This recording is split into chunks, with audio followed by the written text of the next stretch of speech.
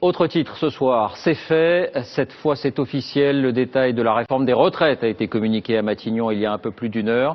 Le gouvernement, je vous le disais, renonce à augmenter la CSG.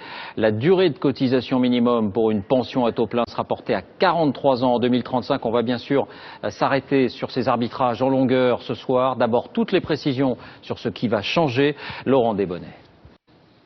Le gouvernement rend sa copie. Sans surprise, première annonce. Il faudra travailler plus longtemps. Entre 2020 et 2035, nous poursuivrons l'augmentation de la durée de cotisation, au rythme d'un trimestre tous les 3 ans. Cette durée de cotisation passera progressivement de 41 ans et 3 trimestres en 2020 à 43 ans en 2035.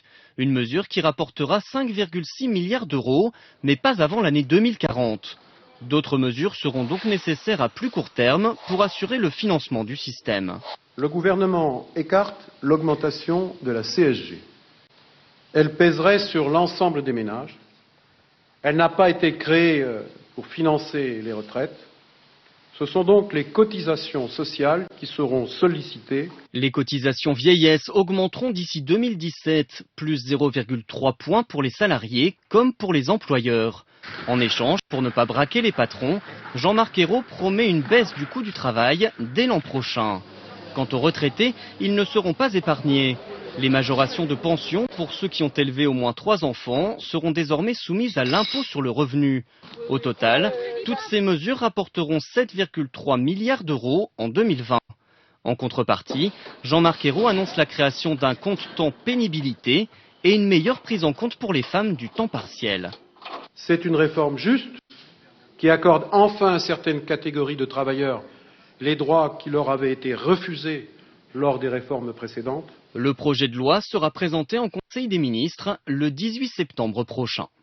Bonsoir Jean-Paul Chapelle, aspect très pratique maintenant. Qu'est-ce qui va changer avec cette réforme et pour qui ? Alors, pour celui qui a plus de 55 ans, aujourd'hui, rien ne change. Si vous avez 55 ans, la durée de cotisation nécessaire reste 41 ans et 3 trimestres. Vous pourrez prendre votre retraite en 2020. Vous aurez l'âge légal de 62 ans. C'était prévu. Ça change pour le salarié qui a 52 ans aujourd'hui. Il devra cotiser un trimestre de plus. Ça passe à 42 ans. Quant à celui qui a 40 ans aujourd'hui, il devra cotiser pendant 43 ans. L'âge légal reste 62 ans qu'il atteindra en 2035. Mais attention, cet âge légal est théorique parce que dans la pratique, pour avoir 43 ans de cotisation, il faut avoir commencé sa carrière à l'âge de 19 ans pour avoir une retraite à taux plein. Cette génération qui est entrée dans la vie active à l'âge de 23 ans en moyenne ne pourra prendre sa retraite qu'à l'âge de 66 ans. Merci Jean-Paul.